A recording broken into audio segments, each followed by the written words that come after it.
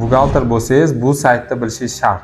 2026-yildan boshlab soliq va moliyaviy hisobotlarni, bundan tashqari tadbirkorlik subyektlari tomonidan turli tashkilotlarga yuboriladigan hisobotlar bitta platforma, yagona hisobot tizimi asosida yuborilishi joriy qilindi.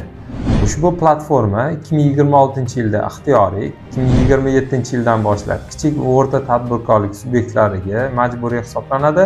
2028-yildan boshlab barcha tadbirkorlik subyektlariga majburiy hisoblanadi. Ushbu platformaga hisobot.go.uz sayti orqali kiritiladi. Ushbu platformaga OneID yoki elektron kalit orqali kirish mumkin.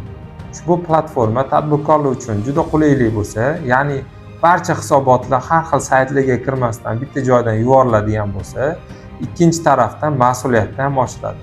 Ya'ni tadbirkor agar bitta tashkilotga boshqa ma'lumot berib, ikkinchi tashkilotga boshqa ma'lumot beradigan bo'lsa, bitta joyda tahlil o'tkazilganligi uchun ma'lumotlardagi tafovutlar qisqa muddatda ko'rinib qoladi.